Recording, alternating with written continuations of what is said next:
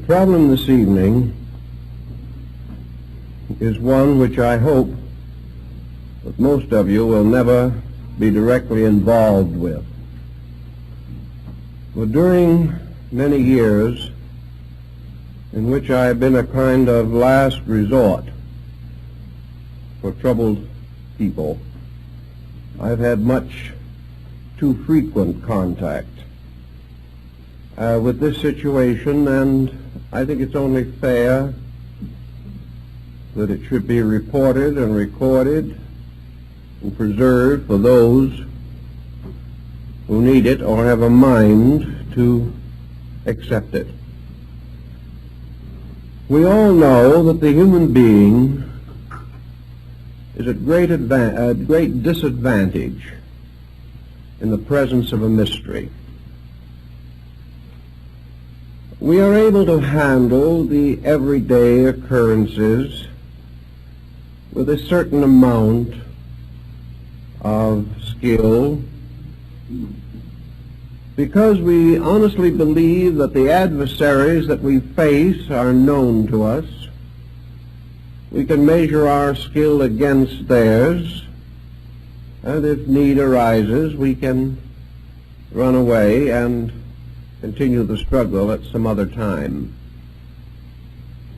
But in a mystery, we are totally disoriented. The average person cannot function too much or too often in the presence of intangible factors. Even a little mystery arising in a family can prove to be most disorienting. Secrets are dangerous things because we have no way of fighting them. We have very little way of fighting gossips and poisoned pens and anonymous letters. They all involve certain elements of mystery. Things are intangible. We cannot face them and have it out. From the earliest time, man had more courage in the day than he had in the night. Even when he had his own private cave, this cave was a lot safer as far as he was concerned in the daylight than it was in darkness.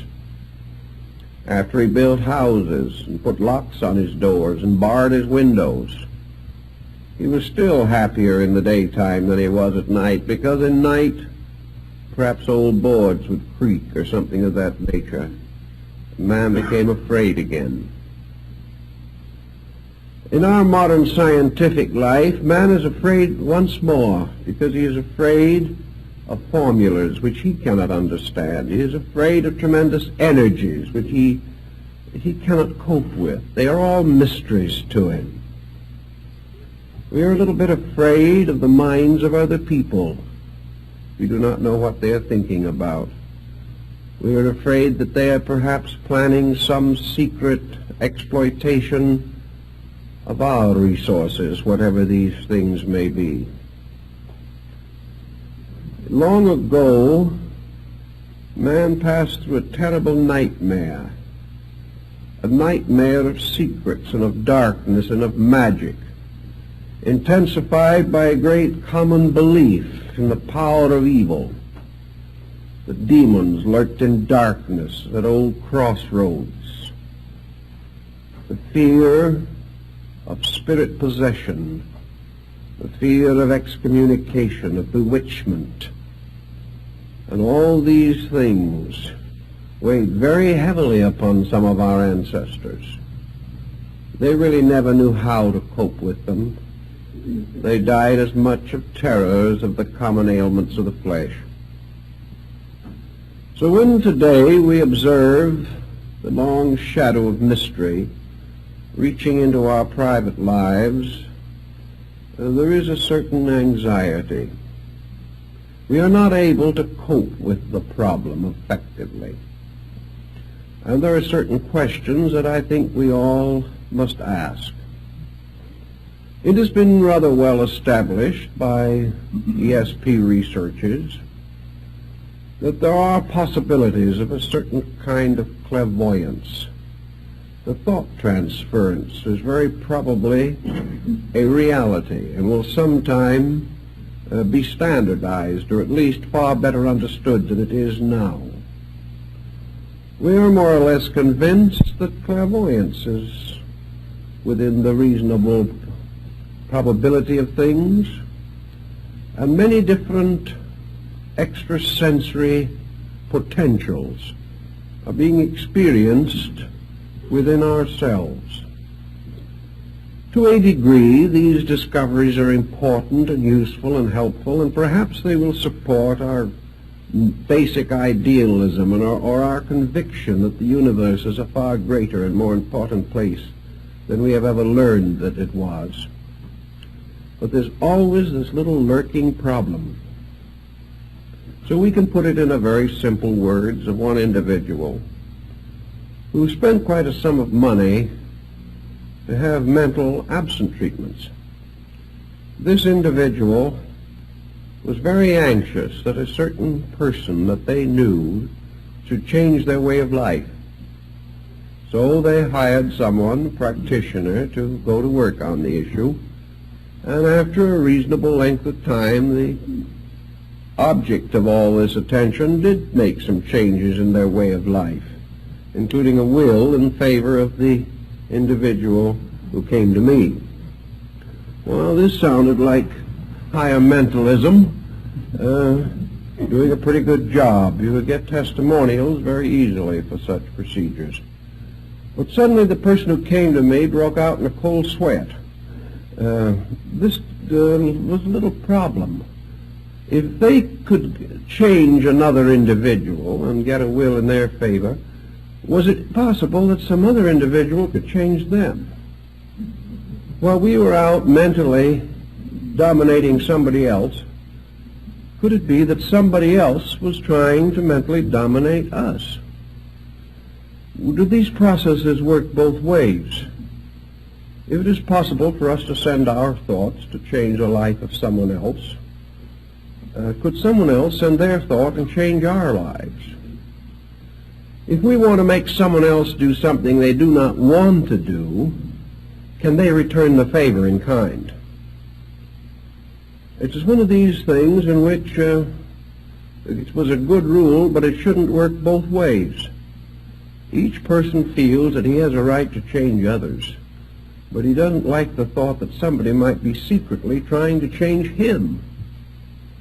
The moment we get into this problem, our freedom of action, our freedom of thought, all these things evaporate. Where will it begin? Where will it end? If one person can influence us, so can 50 or 100 or 1,000.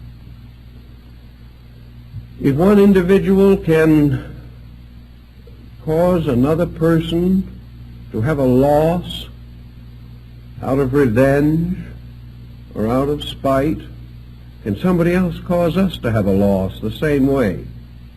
Like the old Bruja. If we can pray our enemies to death, can our enemies pray us to death? It just doesn't look so well when we open this mysterious door between the commonplace and the unusual. We step immediately into a world, first of all, a region which we know nothing about.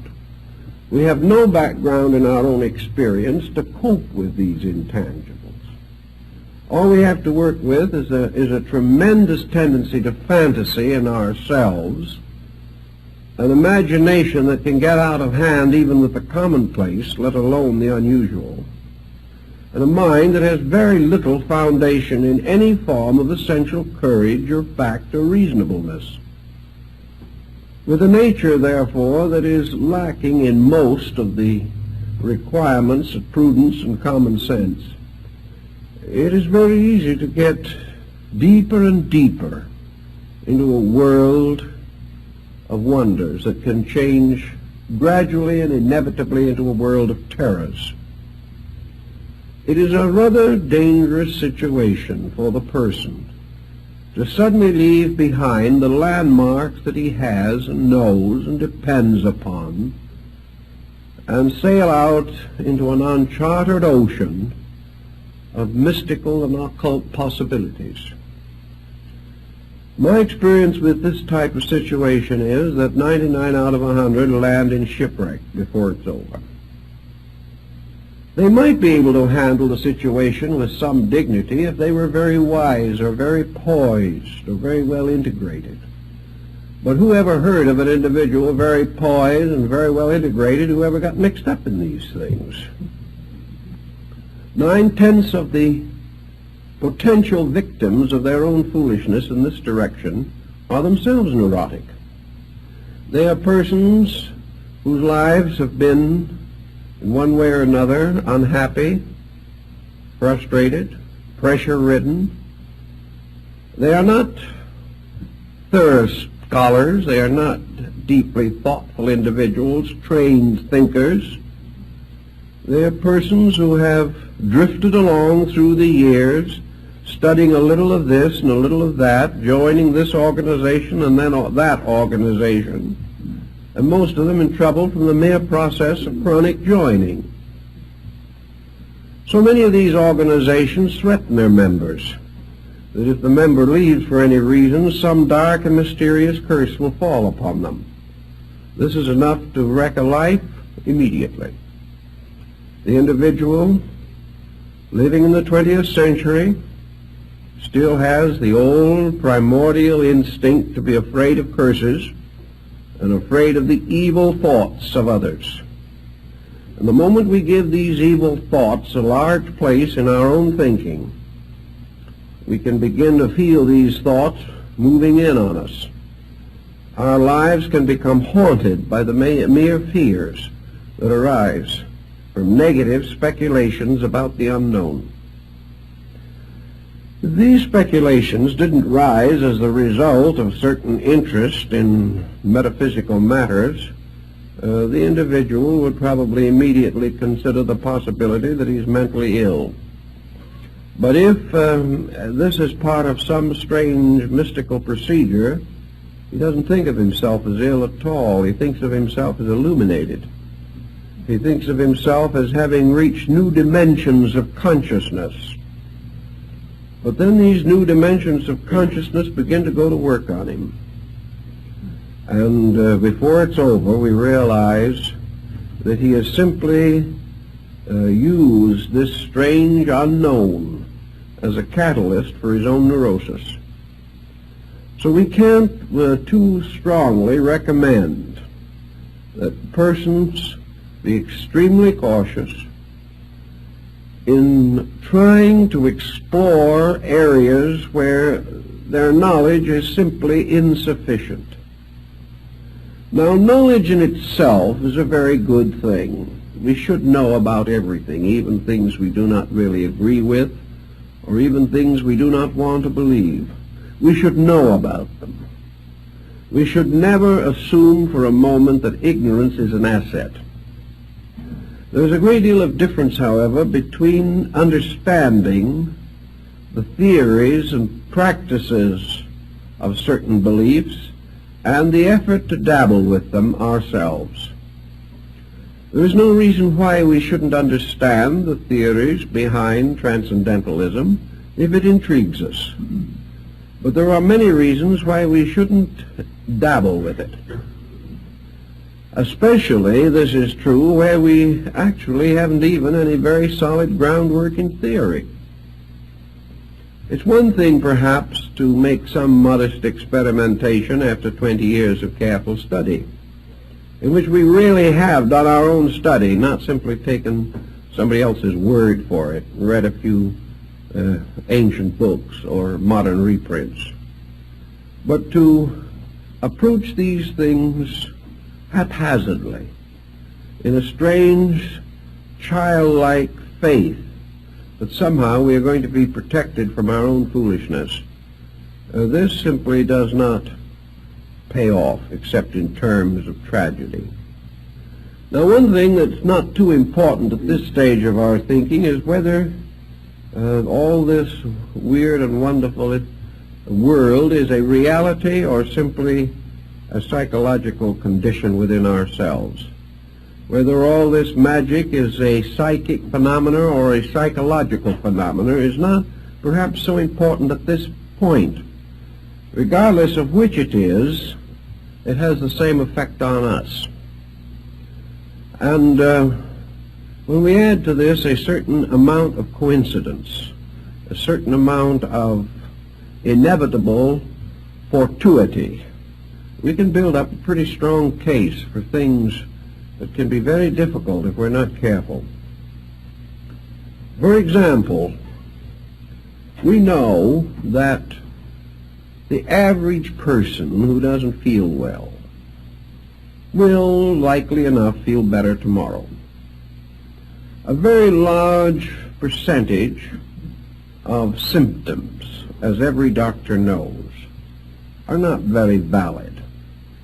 That's one of the reasons why maybe a couple of aspirin tablets or something of that kind will permanently remove aggravating symptoms which have no real essential foundation in a true bodily condition or warning. A little fatigue perhaps, a little eye strain, a little tension, and we have a headache. We relax and the headache takes care of itself. It simply disappears.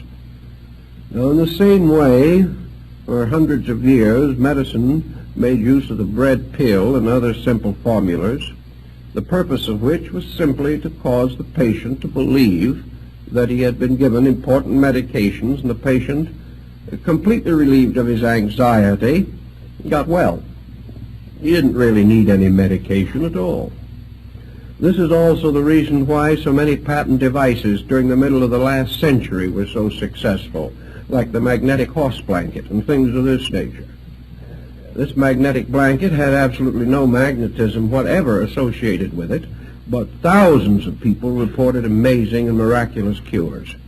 They also announced tremendous results from various herb concoctions and swamp root preparations, the only medicinal element being alcohol. But naturally it gave a certain note of encouragement, especially if the doses were large and frequent. The individual, therefore, if left to his own devices, will very often feel better, at least temporarily. But if an individual who has nothing wrong with him except perhaps a little anxiety mechanism feels that he is being treated for this, that some other person is sending him powerful vibrations, he gets feeling better very quickly, just like he used to get feeling better on Peruna. There was a certain parallel here. And we come finally to really believe that people are doing a lot of these things for us or to us when we're really doing them to or for ourselves. But coincidence also comes in, plays quite a part in some of these things. I've seen it. And in a little while, we come to the conclusion that thoughts are very vital things, that we only have to send a few thoughts around and the whole face of common sense is altered. This goes on for a time. What ends is finally the individual becomes seriously ill with something, and perhaps by neglecting it, in the hope of some other form of magical cure, reaches a point where he cannot be saved at all. These things have their mysterious negative factors that we have to watch for constantly. Because faith is a wonderful thing, but when it's put in the wrong place and the wrong things are believed in, it can be very costly in terms of health and happiness in life. One of the simplest examples of what might be termed magic that man has used from the very earliest time is prayer. Now, prayer can be a very wonderful thing for the human being. It has a tremendous potential for good. And yet so few of us can use prayer unselfishly. It is so hard for us to really be sincere, even in this. If we really believe that prayer is a power, then this power becomes the basis of a temptation of some nature. Power promises us things. And it's very hard to believe in power without trying to use it to our own advantage or to the disadvantage of someone else. I know people who have spent many years praying that misfortunes would come to another person.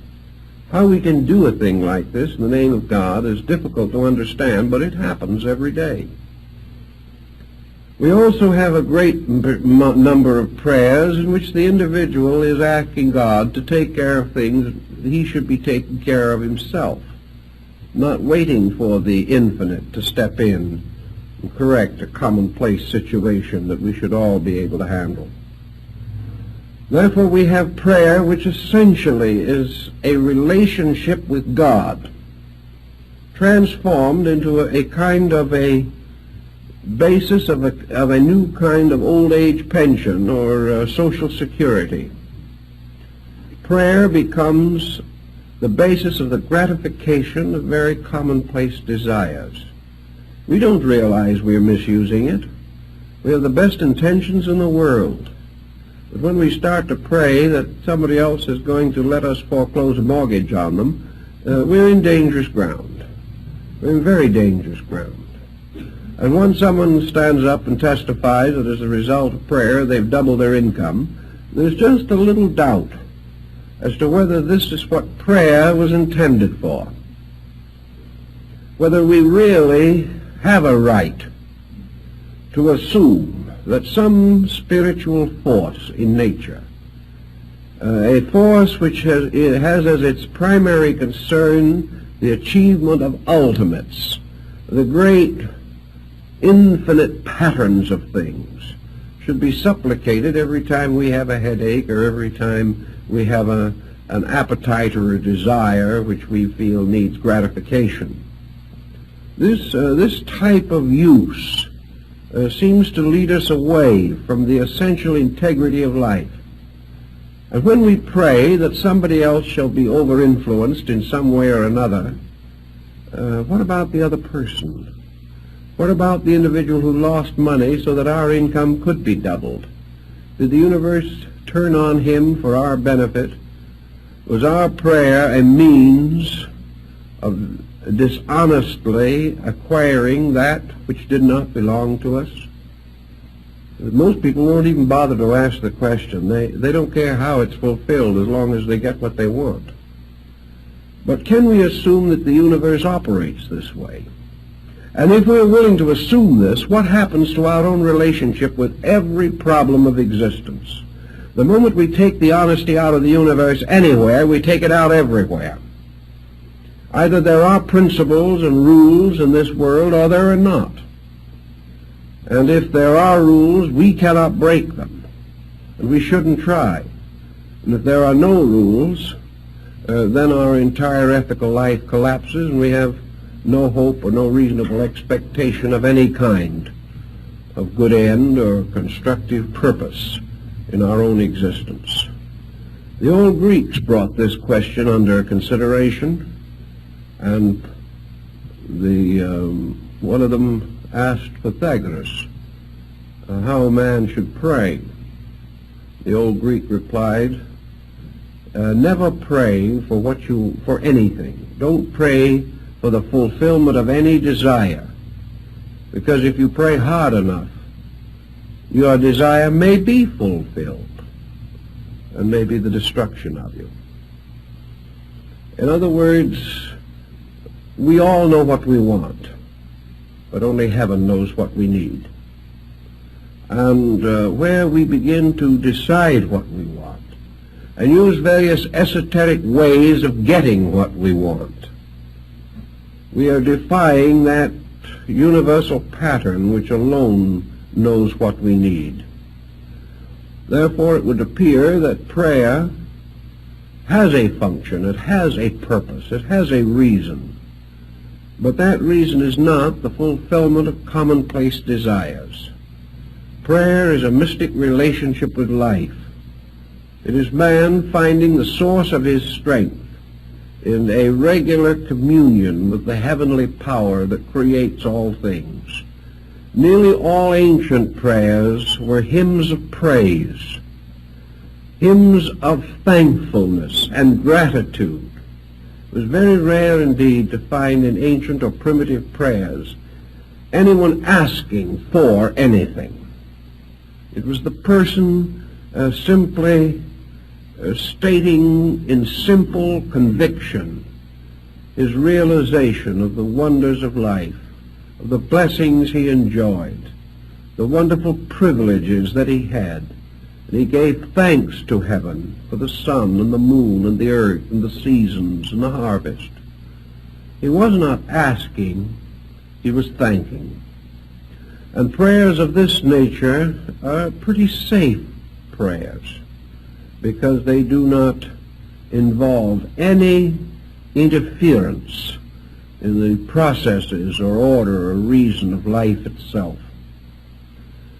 One thing I think is very important, whether it be in mentalism or in anything else, in prayer or anything that even seems to suggest a metaphysical factor anywhere in our action, and that is that whatever thought we think, whatever message we send, whatever prayer we say, that let us have at least one regulation on it, namely that it be beautiful. Let it always be good. Let it always be something that if it so happened that it returned to us, we would be glad that it had returned. That there is nothing in it whatever that could be hurtful or harmful or evil.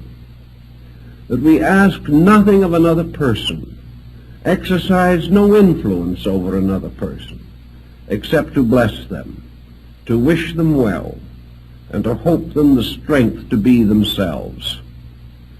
Asking that they do nothing for us, or because we want them to, but asking only that they have the insight and the understanding to live true to their own highest principles.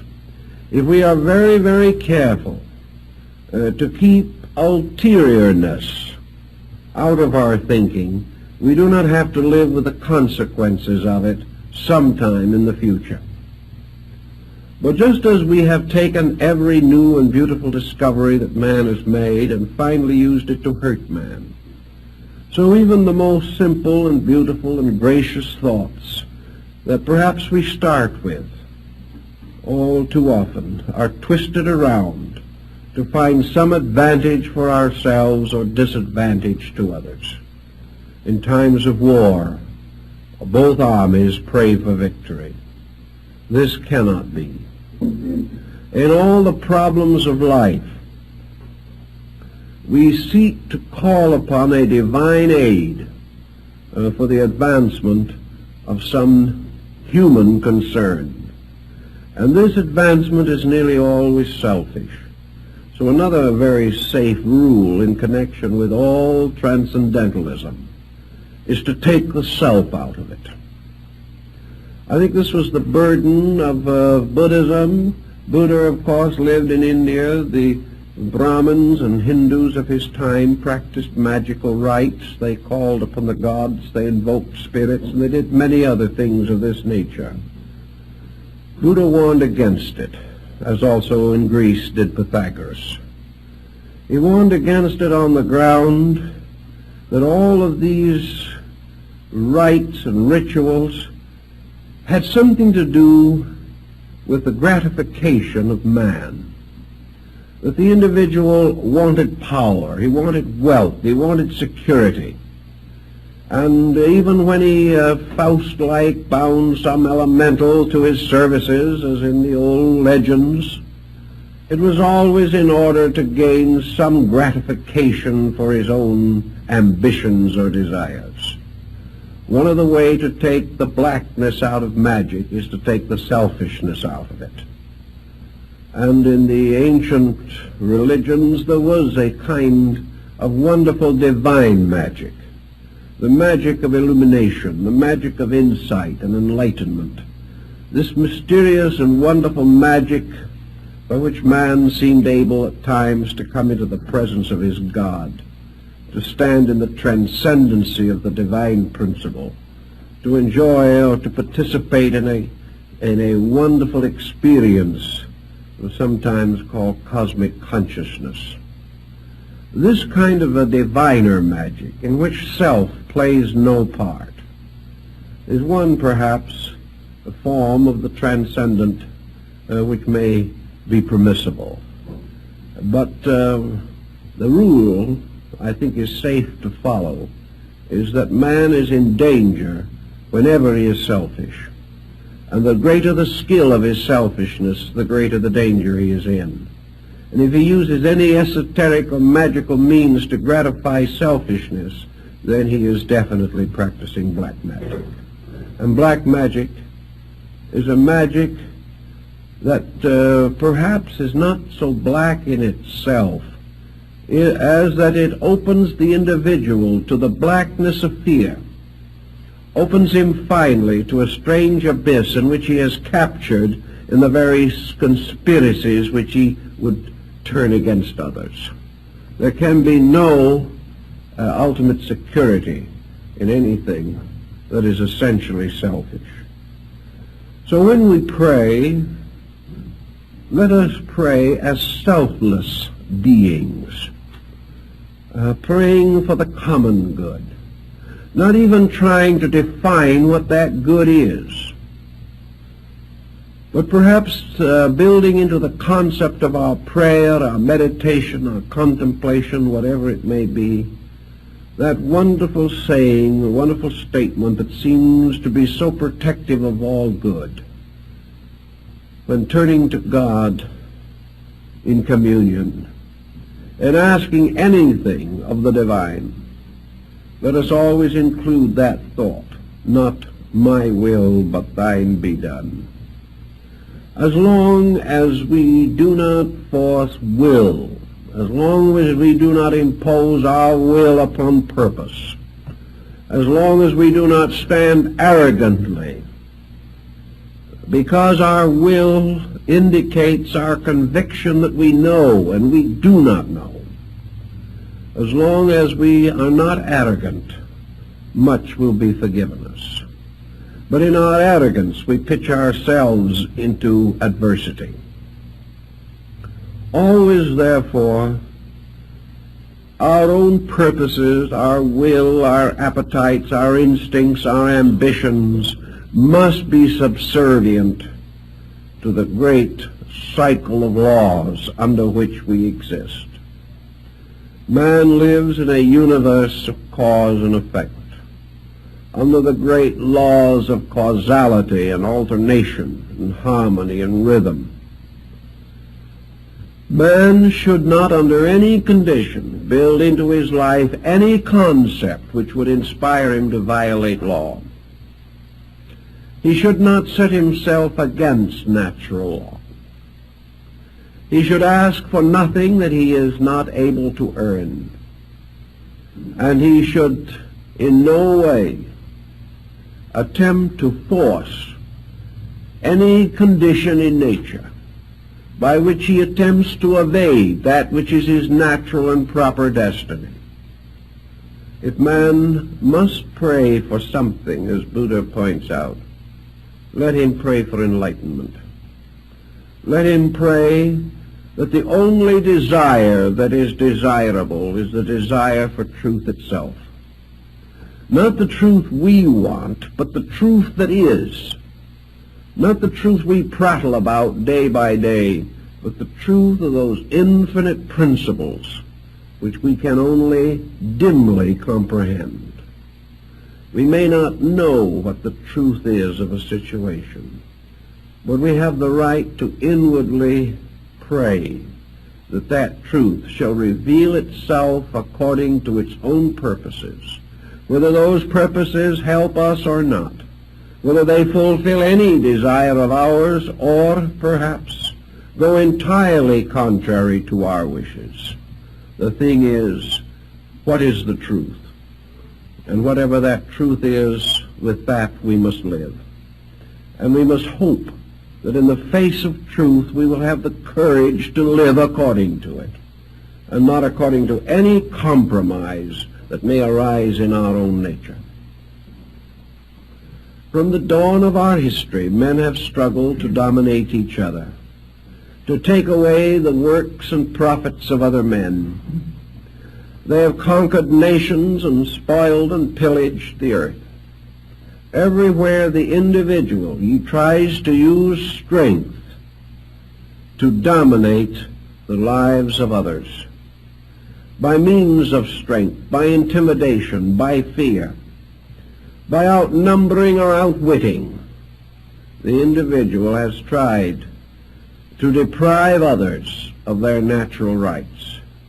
Out of this procedure has come the entire tragedy of civilization, a tragedy which continues today as it has from the beginning. And we cannot assume that any mysterious power which man may develop shall be considered as different from any material power by which an individual seeks to gain advantage over another. There is no difference except perhaps in the detailed construction of the instrument. But whether we try to take a man's goods from him with a gun or with a thought, we have committed precisely the same offense. Whenever we try to over-influence him, we are doing the same thing that we would in any action or procedure in which we lure another person into an unfavorable situation in order to cheat him, betray him, or deprive him of something. In fact, as we study the situation more carefully, we realize that just as our actions have their rewards according to their motivations and their values, that the perversion of wisdom, the perversion of insight, the perversion of spiritual resource is perhaps one of the greater crimes and carries with it one of nature's heaviest penalties. Actually, we are far worse off as living beings if we steal from a man by influencing his mind than we are if we break into his house at night and rob him of his goods. We have committed a different kind of offense. In robbery, we have used common means. Perhaps the man was careless and didn't close his doors properly. Perhaps also we were using the ignorance of our own lives in which we didn't really know any better. But where we use anything that has to do with sacred matters, anything that has to do with the immediate presence of the divine in any of its aspects, we are committing a peculiar and terrible evil. Therefore, to pervert the mystical powers of meditation, concentration, and prayer, such perversion carries a far heavier penalty than that of physical robbery. We have now created a situation which has gone into our psychic entity. We have dabbled with something which can destroy life and reason in every part of our natures. Therefore, we must be extremely slow and cautious in this type of thing. Now, we don't want to spend our entire time pointing out all of these mistakes that people can make, because there are other phases of this situation, and we have to stop to consider the individuals who get into trouble who are absolutely sincere. Many cases that come along relating to psychic problems have not really their origin in any instinct to malpractice. They have many times their origin in the individual's desperate desire to grow. He assumes that growth means for him solution of something. He does have the one weak spot, the heel of Achilles, which has made it possible for him to get into trouble. In his desire to grow, he is usually looking for some kind of a shortcut. He is looking for some kind of a mysterious key that will open for him an understanding or insight otherwise not available. So he is really seeking just a little bit selfishly, and just a teeny-weeny bit dishonestly, but he doesn't know it himself. He assumes in this case that the end justifies the means. He assumes that illumination is the end to which man is intended, and that anything that contributes toward this is good, regardless of the detailed considerations involved. So we have the individual, and it doesn't make any difference where he is or what school he belongs to. Every religious, mystical, and philosophical sect has had exactly the same difficulty from the beginning of time. Where it is the person who really believes that the esoteric truths of life are some kind of a secret, and that it is possible to find the key, buy it, steal it, beg it, borrow it, do some way to get it, and that by means of this key we can suddenly, to borrow a phrase from alchemy, unlock the shut door of the palace of the king.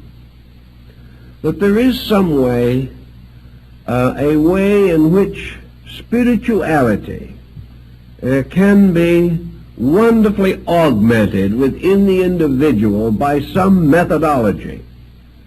And of course, years ago, we had a deluge of methodologies. Today they are not so frequent, but there are some pretty intensive ones still left. And people are sometimes wrong in their judgment of these groups. They misunderstand teaching that is intended well, or perhaps the teaching itself is not well stated or well integrated and does not protect the student adequately. So we have a great many people who are in trouble simply because they are trying to be better than they know how to be, and that can get you into complications. This is one of the points that I have emphasized for very, very many years, that the average person cannot handle the development or release of so-called metaphysical values or factors or forces within his own nature.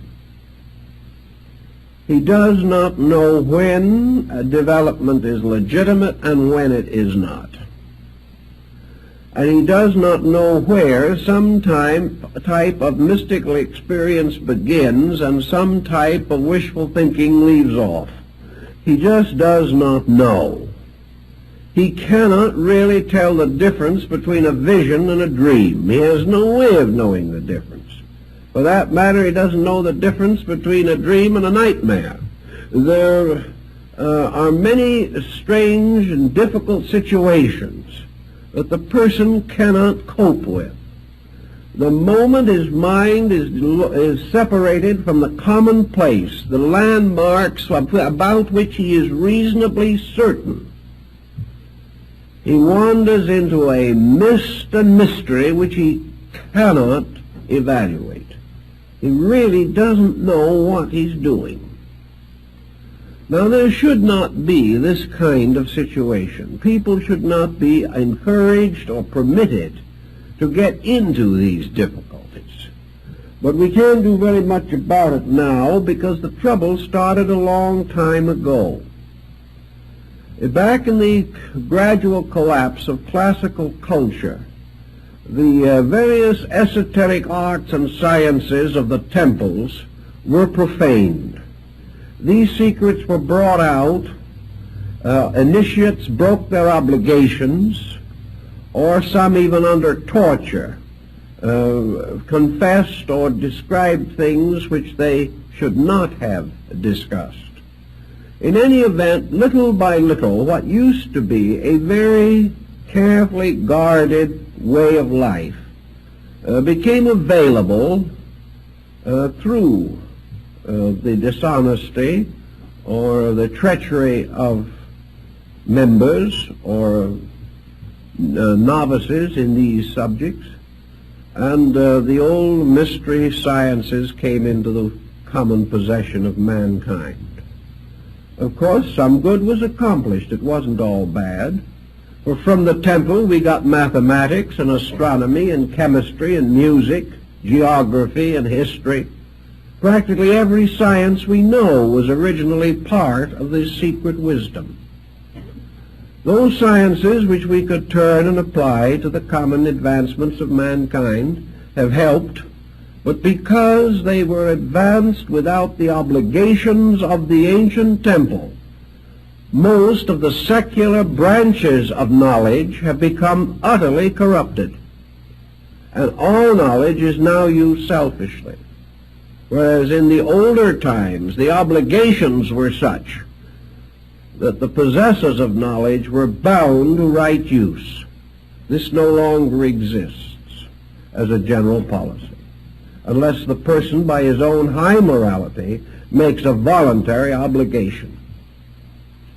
But some of the other more secret and mysterious arts were brought out of their ancient symbolisms and from the early sanctuaries of the mysteries. Pandora's box was opened. All types of psychic and magical phenomena came to be a little better known and a little better understood than was wise. But the great over-science of which it was a part, the great dedications to the temple which once protected it, the long periods of purification and preparation which once led to the revelation of it, all of these guards and protectors were lost. And the individual was in much the same condition that we were when we discovered nuclear fission and had in our hands the greatest power that man has ever materially possessed, and practically no ethical structure to direct the use of it. This was a situation that was rather serious. And as far as the private citizen is concerned, the esoteric arts are just as dangerous as nuclear fission. He can get himself into a private dilemma just as easily as the world could be forced into a dilemma by an atomic war. But without the guides and guards around these practices, we developed a whole series of popular systems by which the individual really tried, quite sincerely, to advance his own internal life. He was convinced that somewhere inside of himself was a God, a tremendous power, and that this divine principle within him was stronger than his personality, stronger than his mind and his emotions and his body, and that in some way there was a great security, a great sufficiency to be achieved if man could explore this inner nature of himself and come finally into union with the divine power, the source of his own being. Thus systems and schools were set up for the exploration of these secret processes. The theory was legitimate. The procedures were to varying degrees legitimate. Some quite definitely had strong good points. Others had very few good points. Many of the names that were used to identify these systems were ancient, honorable, belonged to great schools of the past. Some were out of fabrications and proclamations of the mysteries. Who knew? Who was able to tell which was genuine and which was not genuine?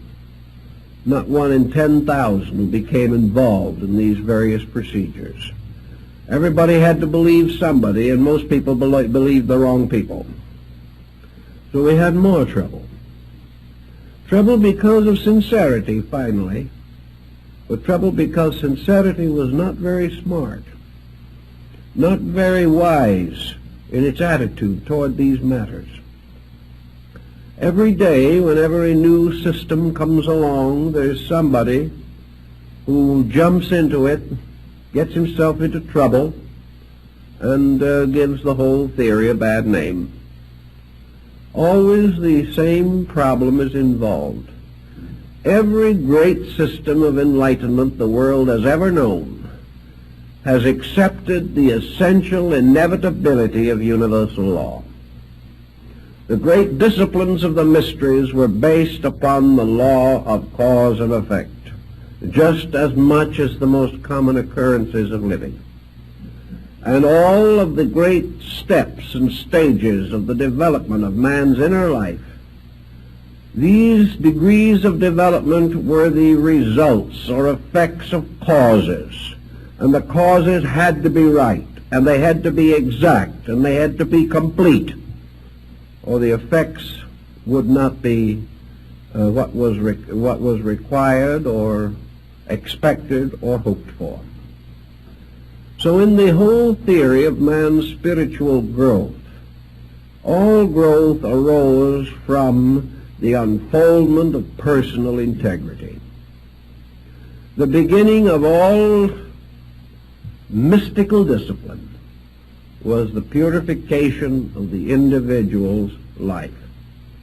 Purification did not mean to imply that the individual could get nowhere unless he was spotless. Purification meant that the search for reality had to be genuine. It had to be real. It had to represent a dedication to principle. It certainly had to mean that the common difficulties which beset us have to be met and understood and fulfilled according to the workings of law.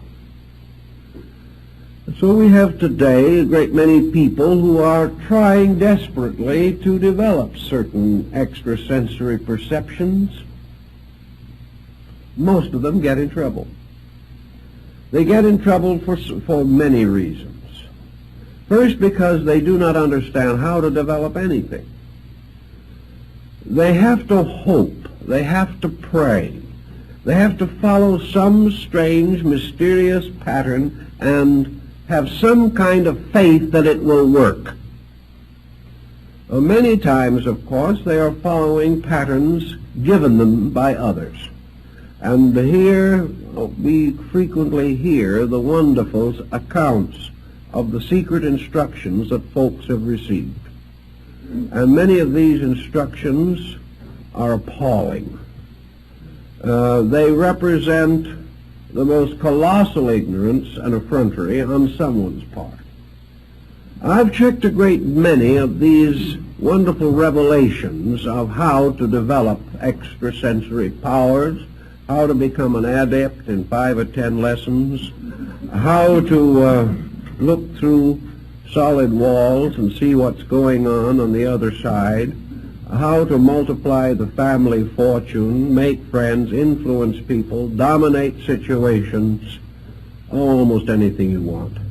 But even apart from these, which some folks are a little too smart to fall for anymore, there are these mysterious procedures which are supposed to be shortcuts to the infinite, by which the individual is all the quicker and the more simply directed to some type of illumination or mystical experience. I have tracked down a great many of them. Sometimes they're in pamphlets and literature, sometimes they're carefully guarded secrets, communicated only from one person to another under the most direful obligations. But where did they come from in the first place? Where do these instructions originate? And I have checked a great many of them, and nearly all of them begin in somebody else's psychical aberration. That is the 100% causing ground for most of them. You finally get the individual who apparently was the pioneer in this particular form of the matter. You pin them down as to where they got this secret discipline that was to save the world. Who told them? What secret or ancient society did they belong to? Where was the line of descent on this knowledge? Where did the information come from? In almost every instance, this information was something that had been given to them in a dream, in a nightmare, in a bad moment of some kind.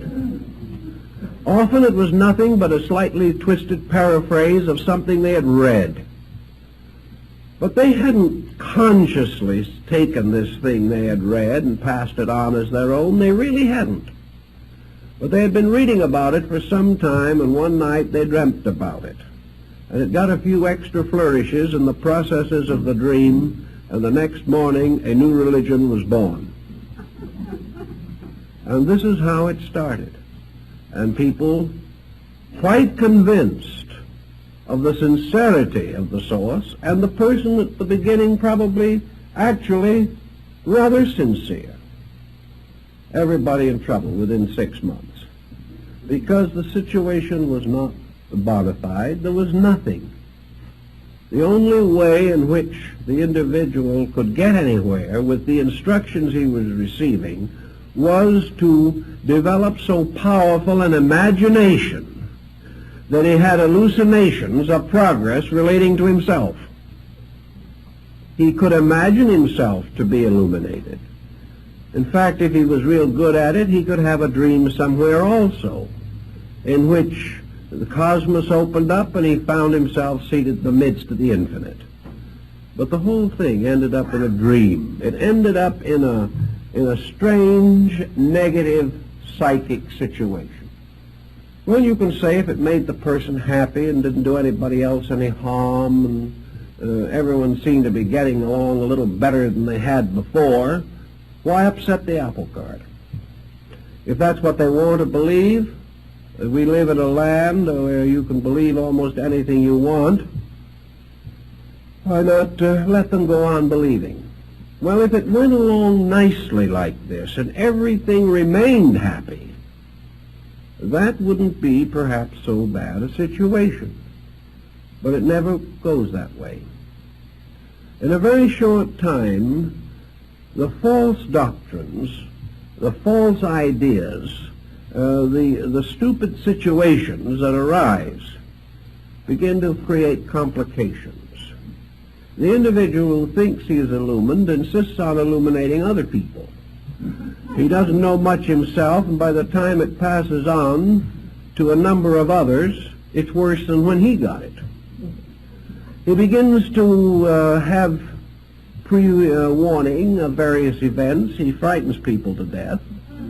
He has visions of what is going to happen to the universe, the political system, and the neighborhood. This becomes very complicated. And also, little by little, he becomes a metaphysical aristocrat on his own part.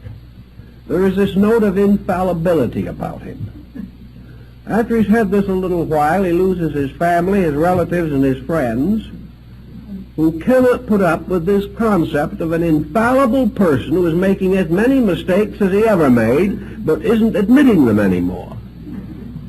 The individual suddenly discovers, or doesn't discover, but others discover for him, that he has stepped out of the stream of life's experience. He has new and fancy meanings for everything that happens. These meanings are no longer of any use to him in helping him to grow. As one individual told me, he said, "Why should I experience how to grow? I've already reached perfection." It's a marvelous way to feel about things. But as far as this person was concerned, they were the only one who had the slightest suspicion that they had reached perfection. This same person who was perfect was the same grand old gossip they'd ever been. This person had the same antagonisms, the same prejudices, the same fanaticisms that they had always had. Their temper was just as bad as ever.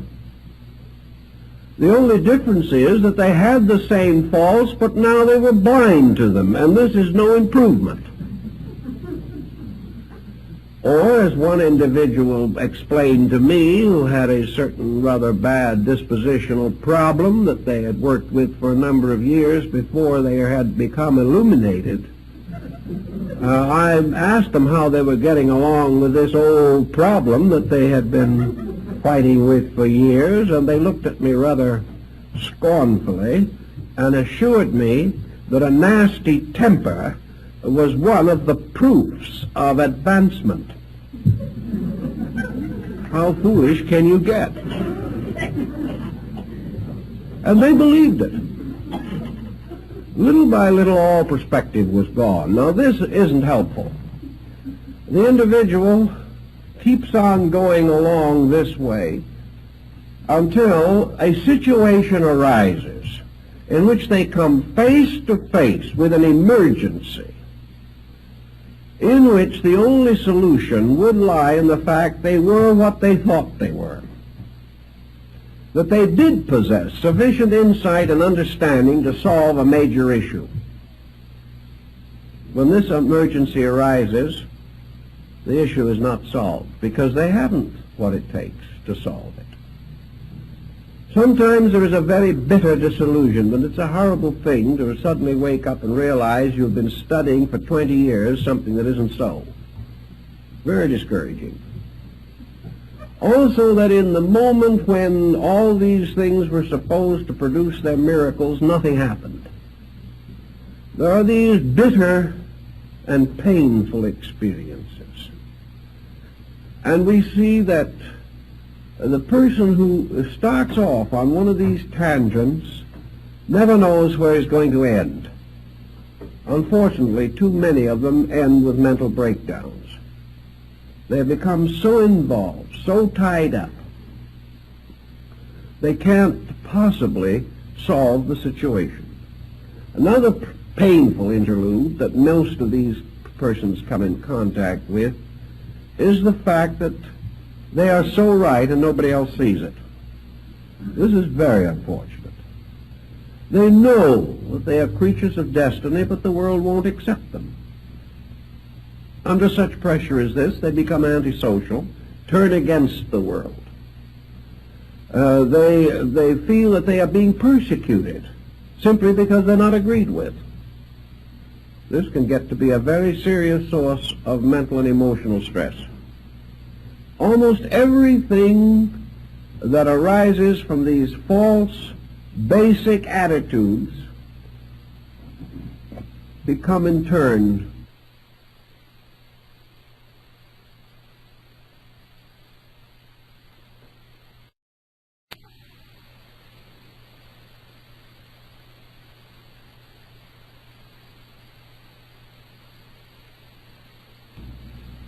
almost everything that arises from these false, basic attitudes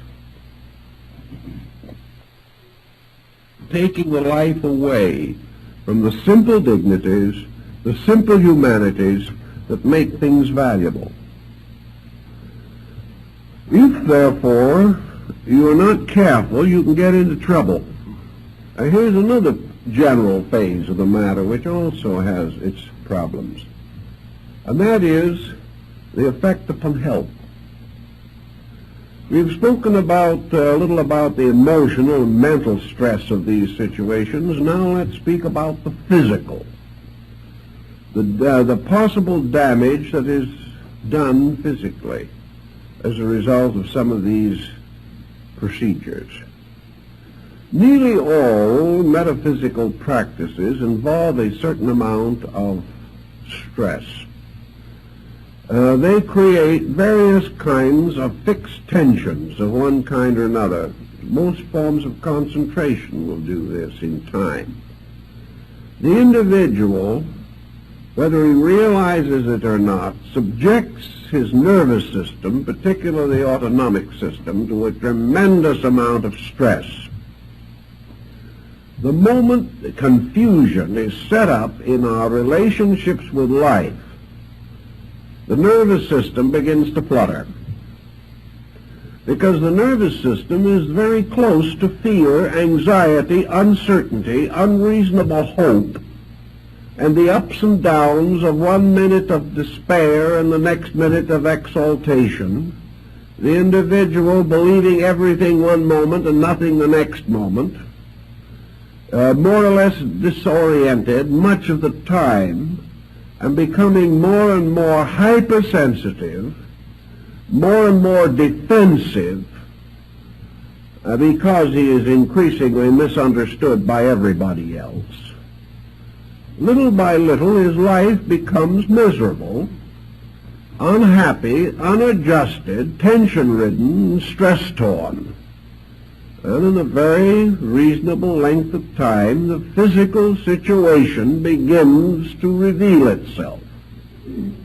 It is very hard for the person to be under fear, anxiety, or intense imagination without punishing the bodily structure too much. So these people begin to experience lack of normal body functions. Respiration may become erratic. Various forms of tachycardia may develop. Elimination may get very bad. And most of all, we have the person who develops what I have often referred to as psychic flutters. This is an ailment in itself which is almost uniquely due to psychosomatic symbolism. It is the gradual development within the personality of strange, unexplainable miseries, as we used to call them, particularly in the Deep South. They were often referred to as miseries, sometimes a little further north as agonies. But in any case, they were difficulties. Where most persons who have these psychic problems report strange feelings. They report motions moving inside of them, something like nerve filaments crawling under the skin. They describe something resembling the grand symbolism of the metaphors. Almost any mysterious, eccentric, uncomfortable, distressing feeling. They will have all the cold chills and hot flashes there are in the book. They will feel things moving up and down their spines, think their eyes are crossed, have trouble in swallowing, strange, mysterious moving migraines in various parts of the body. They will develop symptoms of arthritis one moment and of arteriosclerosis the next. They have many of them. But they are suffering from palpitations, flutterations, and everything you can think of. And they are sure, almost certain, that these different things all indicate the presence of some kinds of strange entities that are creeping up at them when they're not looking, scratching them when they're trying to relax, whispering unpleasant words into their ears when they're trying to sleep, tormenting their rest with dreams and visions that are not nice and not pleasant, and creating every kind of a nerve reflex that people do not enjoy. This is a very common group of symptoms. I could list hundreds of related symptoms in this area, but I think we have summed it up sufficiently to point out the general theme. To these people, all of these symptoms seem to signify the presence of some other entity, being, force, nature, or substance affecting them. Perhaps they think that some of these mysterious feelings are other people's thoughts bouncing off of them, or something. But as always, this type of thing begins to develop. I think the real answer to it is a gradual psychosomatic transference of total confusion. the individual has lost completely orientation. And perhaps we can imagine that the nervous system, under such complete psychic breakdown, simply loses its own rhythms and its own orderly processes and begins to take on some similitude of the prevailing lack of organization and integration. In any event, we find that a large amount of psychic phenomena ends up with this. Sometimes it gets so bad that there seems to be very little you can do for it. The one thing that might help you can't do in the majority of instances, and that is get the individual to change his own mental habits. By this time he is so convinced that he has no power over the situation that all he wants is a sorcerer to get rid of demons for him. He doesn't have any realization that these symptoms indicate the breakdown of his own natural integration. He is not mentally ill. He is physically disturbed, symbolically. All the mysterious doubts and wonders and hopes and anxieties that developed psychically are now playing themselves out nervously in the functions of the body. And this is an unpleasant thing to have happen. And the moment anybody feels any of these symptoms, stop worrying about what other people are doing to you and start organizing your own resources as quickly as you can. By organizing your own resources, I mean simply get your mind on practical, workable levels of action, train your thinking, control your emotions, find natural and reasonable outlets, and get your mind off of being spiritual. Because if you don't, you're going to have more trouble. Obviously, an individual in this condition is not spiritual.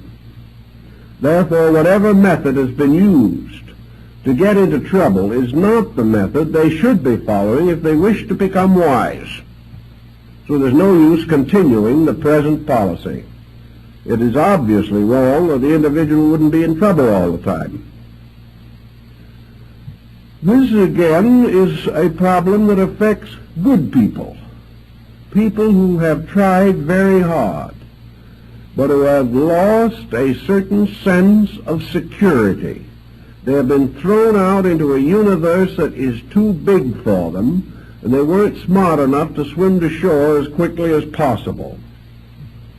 And most of these people must learn to swim to shore and to start all over again in the effort to establish a basic groundwork for self-improvement. We often find that other factors do contribute to this situation. Nearly every religious organization and most people involved in them become gradually more or less unnatural in their personal ways of living. They get into trouble this way also, unfortunately. We have all kinds of trick diets. We have all kinds of special exercises. We have individuals forcibly removed or deprived of the common expressions of life which have been theirs over a period of years. We find them gradually developing various frustrations on the ground that the more frustrated they are, the more spiritual they are. This is a good way to get good and sick quick, because the human being cannot take these inconsistent procedures without having some background for them. Now, it is true that every so often you will find a hermit or an old saint in legend, lore, or actual history, perhaps, who has gone away into the desert, into the mountains, or into the forest, and there built his hermitage, and has lived peacefully and quietly apart from the concerns of man, and has practiced his Tao or his Zen or his Yoga for half a lifetime in perfect peace and tranquility. Nothing unfortunate ever happened to him so far as we know, but sometimes we're not quite sure how far we know. But at the same time, the rumors are that he's done well. Now this is all right. It's quite understandable. There are people like this in every human society. There are individuals who are born for the cloisters and are never happy till they go there. There are people who have always wanted to live strange lives of unselfish dedication to other people.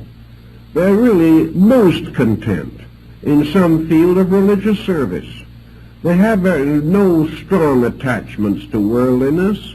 They find material living uncomfortable and unpleasant. They do not want to run away into doing nothing, so they would rather live in a dedicated service to some cause. And many of these people are very useful, and they do wonderful jobs. But they are generally useful and do well under the strong supervision of a system. And they become teachers of the young, or nurses of the sick, or guardians of the aged, or something of this nature. But they live and function, and their religious life is dedicated to rather practical, commonplace labors, which they perform in the name of their higher spiritual ideals. This, in many instances, works out very well. But to take everyone, to take people from here and there and everywhere, and impose these kind of restrictions on them, will most certainly end in psychological and probably physical disorder. These people are not so constituted that such a program is reasonable or practical for them. This is what happened in the development of Buddhism, where the southern school divided from the northern school. The southern school taught distinctly and definitely that there was only one way to achieve illumination, and that was to leave the world completely, utterly, and immediately, and never come back again. To turn from the common life to the robe, to give up every possession, to give up every attachment, to give up every worldly attitude and even every worldly responsibility, and go out with a begging bowl and one small square of cloth, and keep on wandering and meditating until consciousness or death ended the procedure. This was not, however, the Buddhism that gradually unfolded the great arts, the great cultures, the great mystics and idealists of the Mahayana system.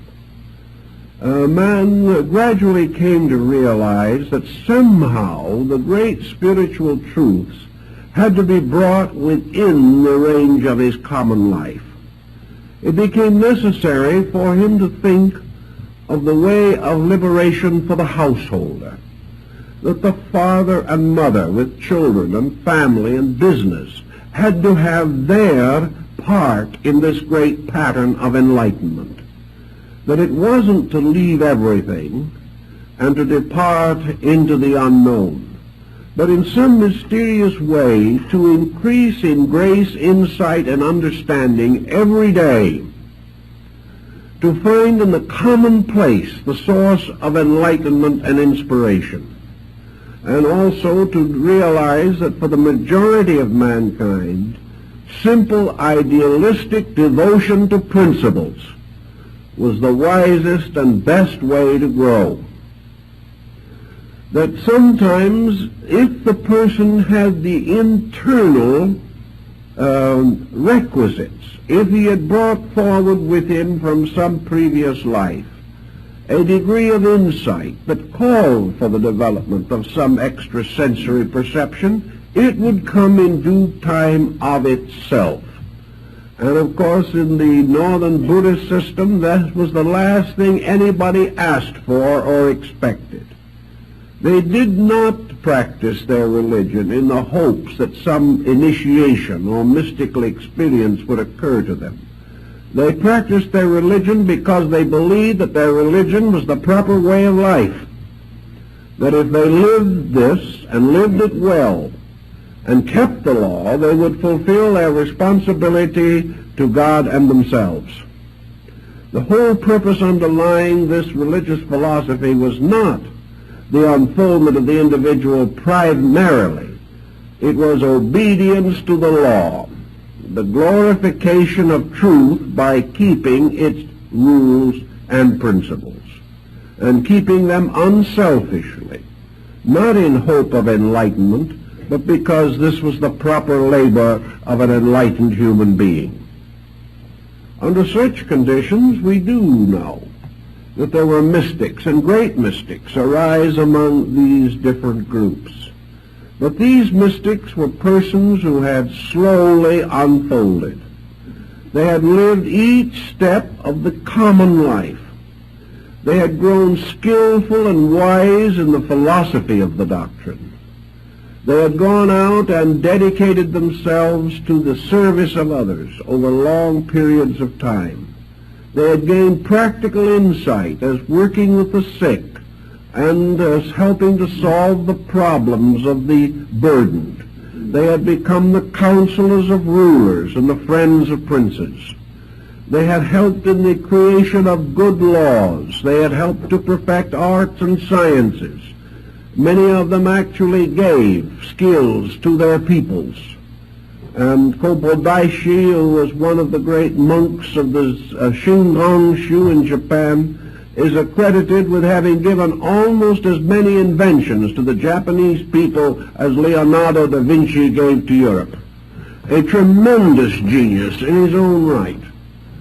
He was not a person who had simply decided to be spiritual. He had worked and labored and studied. He had lived with the wise. He made the long and at that time dangerous journey to China in order to come closer to the great seats of the doctrines. He was a master of knowledge, one of the most perfectly informed men of his time, and still regarded as one of the most enlightened men of Asia. These people grew sincerely. They gave everything they had to growth. And they grew not just simply for the sake of being wise themselves, but that they might become the founders of essential and practical movements and organizations. They were great mathematicians, great artists, great musicians, poets, men of literature and letters. And out of the temples and the shrines and the sanctuaries came the great arts, the great modelings and sculpturings, the casting in bronze and in silver. These people were highly skilled. They took the attitude that the more able they became in everyday labor, the more completely they were able to express their spiritual convictions. So that they worked with the law. They became better, realizing that the reward of being better is to know more. The reward of greater daily virtue is enlightenment. That there are really no tricks in this thing at all. By the time they reached the point, as in Zenshu or in the Shingon-shu or Tendai-shu, where certain esoteric disciplines were recommended or given to them by their teachers, these disciples were so well grounded in every principle of ethics, in their knowledge of the universal structure and the operations of all the laws of nature, that it would be virtually impossible for them to make a mistake. They had all the groundwork in, all the principles thoroughly established. Usually in Zen, not much of an esoteric nature was divulged under 20 years of discipleship. And that discipleship was more rigorous than anything that we can imagine. It was constant self-analysis, the breaking down of every illusion and delusion in consciousness. And by the time the disciple was ready to go on, he had truly cleaned his own inner life. It was well disciplined and well ordered. People that have this degree of insight can probably be trusted, and you seldom if ever hear of anyone in this type of level of activity who ever perverted what he knew or contributed to the corruption of anyone else. These people knew, and they were able to use their knowledge wisely. What we are worried about constantly and stricken about so often is the dabbler, the one who really tries, but simply doesn't even have a comprehension of what he's trying. To him, a few lessons and a couple of books, and he's well on his way to nirvana. It just doesn't operate that way. This does not mean, however, that the individual cannot grow. He can grow continuously. But he has to grow with a dedication, not an enthusiasm alone. He has to grow along the line which is the most difficult of all forms, and that is self-discipline and self-control. I know more people who have tried to be spiritual without taking hold of their own lives. They can do almost anything you can imagine except what they should be doing, and that is controlling and directing their own conduct. These people are perfectly willing to devote a great deal of time to wandering about the cosmos, but they cannot be patient as people. They do not know how. They cannot really be thoughtful. I know many of them that cannot even be commonly courteous. There is no attention to personal character. This is something to be left behind, to be hurdled, to be considered fit only for persons of less spiritual insight. There is no spiritual insight apart from character. There is no safe mystical experience apart from character.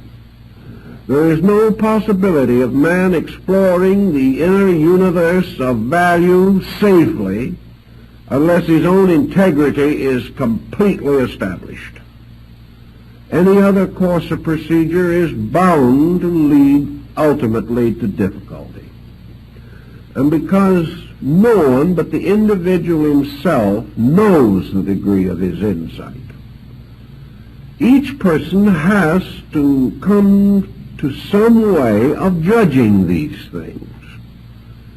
You cannot tell him that he isn't ready. He will keep on going around until he finds someone else who tells him he is ready. And this goes on because the person wants to believe that he's on the verge of enlightenment. He doesn't want to be told he hasn't started yet. So you can't convince people against their will. And yet, because of this peculiar type of religious thinking that has developed, people just get themselves into trouble and have no way out. And by the time they realize the degree of their trouble, the very persons who got them into the trouble can't do a thing for them. So they wander about hoping for someone who can perform a miracle and rescue them from the dilemma into which they have gotten themselves. By this time, perhaps they do have a little experience. It will serve them in good stead in due time, but at the moment they're in a very uncomfortable state about the whole thing.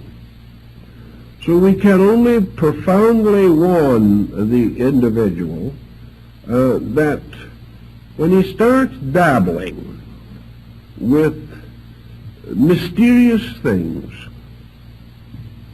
he must either have the consciousness to handle these things, or he should leave them alone. And no one who is frightened out of his wits by every psychic wind that blows is in a condition to handle the problem. No one who has to seek help is in a condition to handle it. Therefore, if this situation seems to be developing, there can be only one answer. Get out of it as quickly as you possibly can and get your feet back on the ground again. Use the simple ways. Realize that this whole problem of what you might term psychic involvement is only possible at all because basically the person is not capable of thinking with true wisdom. He isn't able to really think straight. Somewhere, weaknesses of his own have contributed to the fact that he was deceived or has deceived himself. It has to start with this. From that point on, all perspective can be lost, and the situation can just be a long, terrible hurt with no really, apparently, satisfactory explanation. But in the beginning, the person had to be foolish. And the only answer is to stop being foolish as quickly as you can.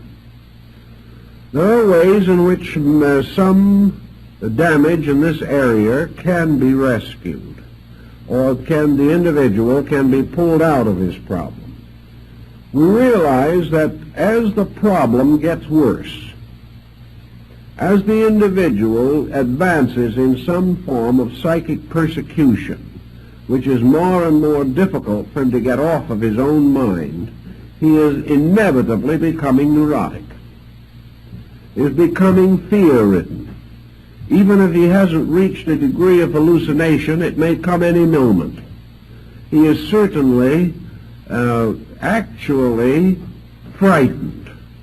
He is living in fear.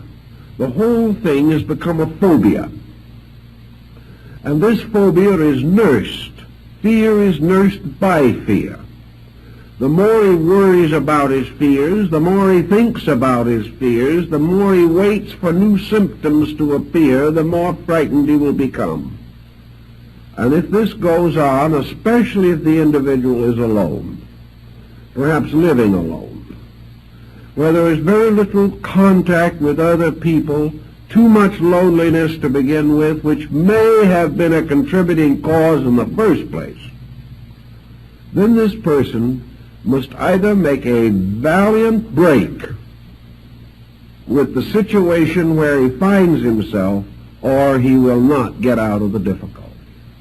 And unfortunately, it is not a difficulty that will cure itself, nor will it get better unless something is done about it.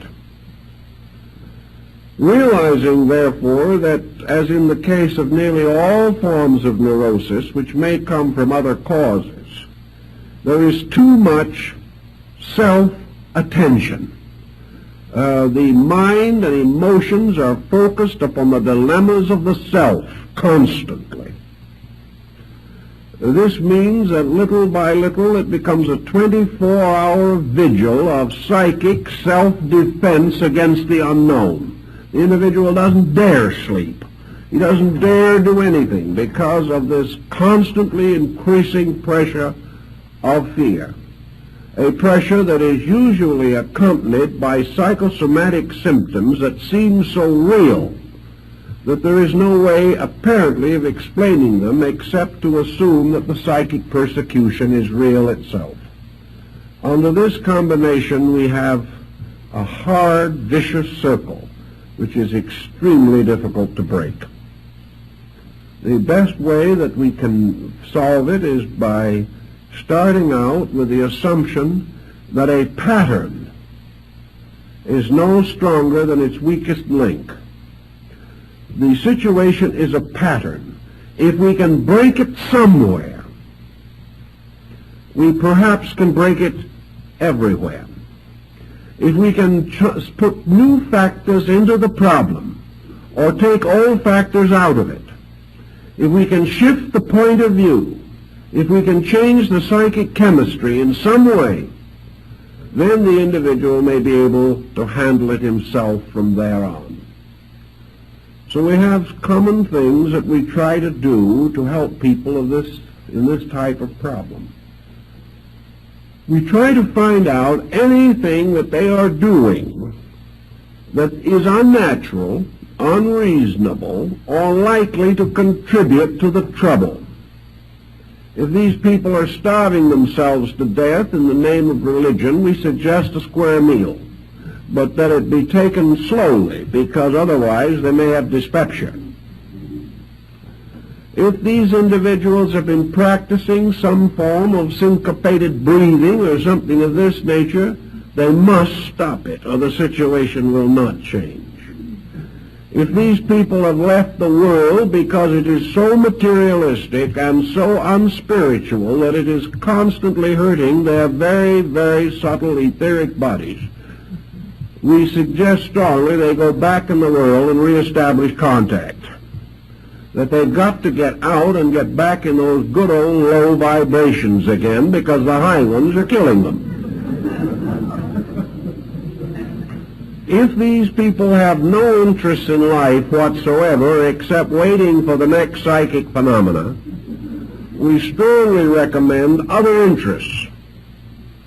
And we particularly recommend some form of activity which disciplines.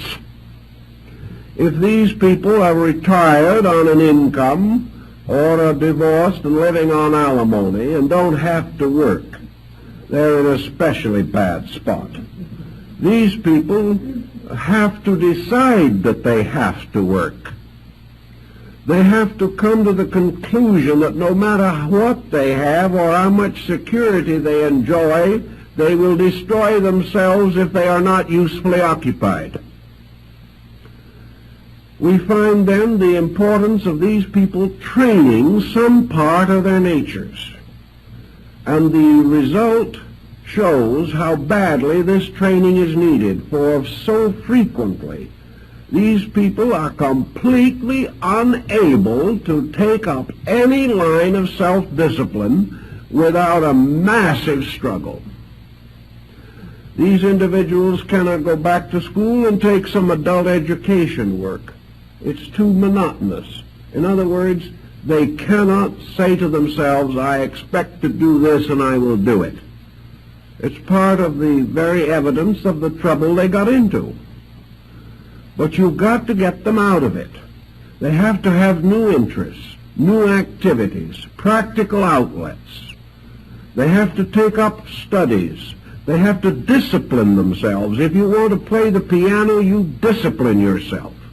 If you're suffering from a bad psychological or psychic condition, if you're unable to control these vibrations that may or may not be entities, it is simply because of lack of discipline. If you will discipline yourself somewhere, it will show all over you.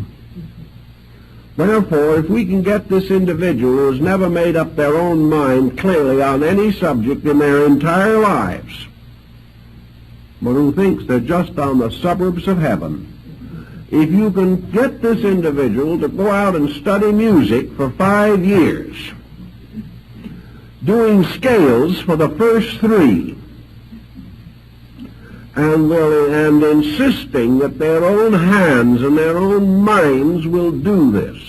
Or if you can get them into a group of Sumi painters and make them learn to make circles and bamboo joints on paper with black ink for 3 years before they're allowed to put a leaf on them, these people get well.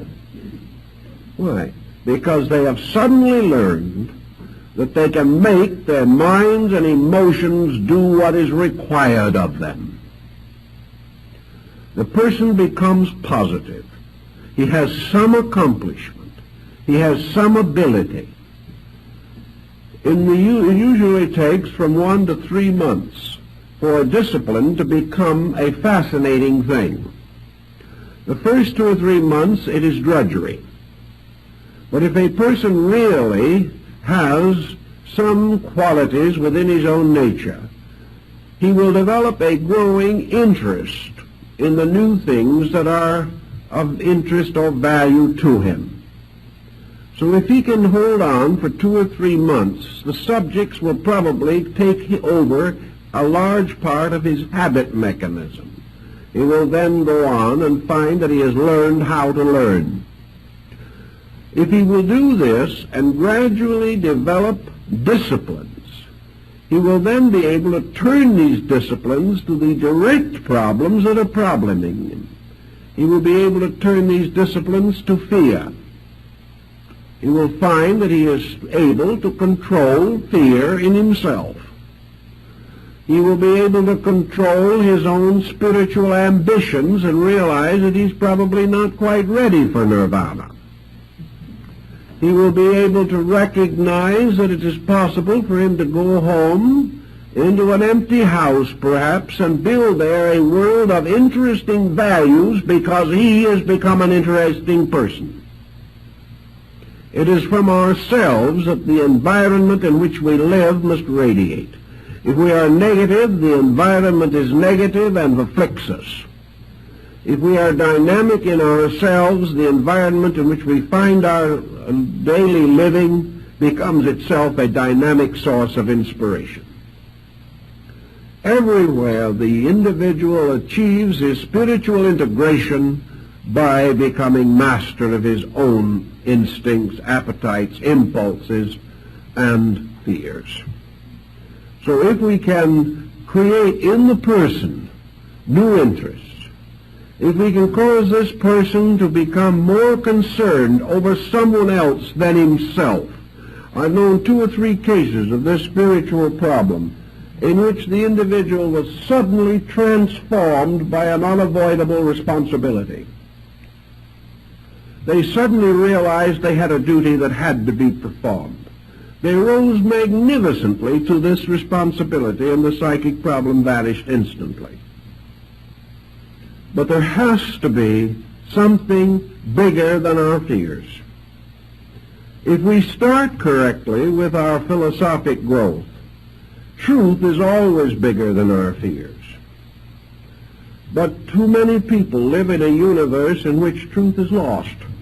The moment we stop believing in forces of evil persecuting us for no reason, we have betrayed our own faith in the universe. There is no other answer. But we do not know this. We can't think it through anymore. We've lost our perspective. We're simply hurt. And where we are hurt, there is no justice. We have to restore these values. We have to straighten them out and build again a pattern of positive conviction on which we can live. If we can voluntarily reassume responsibilities that we have attempted to avoid, this will also help. It's like the young man who comes in to me and he says, I'm not getting any discipline at home. I'm now graduating from high school. I think the only thing for me to do is to commit myself to the Navy for 3 years and see what they can do with me. The man says, if I don't do this, I will never be able to discipline myself. So perhaps for this young man, the Navy is the perfect thing, because at least he will come out being able to say yes, sir, and no, sir,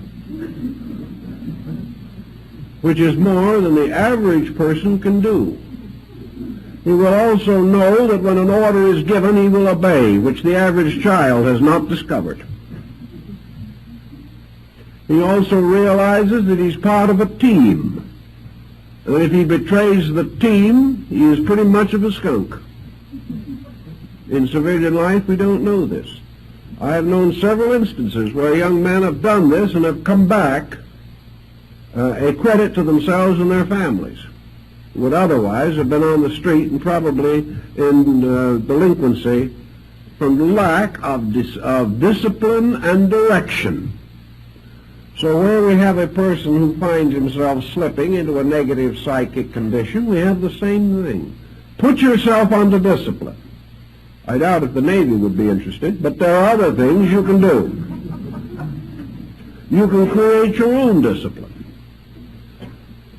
And you can say to yourselves, if I fail in this, then I know for certain just how weak I am and how far I am from the thing I think I am. Get these things very straight and very firm in ourselves, and we can generally defeat this psychic problem even after it settles in. But we can never defeat it by trying to use magic against magic. For the bigger the invocations and formulas and charms we make, the bigger the other side makes. And if we have the super charm, they have the super charm, and so it goes on to infinity. Because we are dealing with a thing so abstract, so elusive in its own proportions, that we really never know whether we have one or not. Under these conditions, the only answer is to take hold of the matter. If you're not in that kind of trouble, stay out of it. And be grateful that it has been your wonderful privilege to be able to grow without seeing things. If you are seeing things, either have your eyes attended to immediately, or begin to dig into basic systems of thinking that are going to give you a dynamic, vital, meaningful pursuit in life. And under no conditions, if you are miserable, unhappy, defeated by life, run to some form of psychic phenomena for escape, because it is escape only into misery. If you can keep these thoughts rather clearly in mind, I think you will realize why it is not good to dabble with this sort of thing.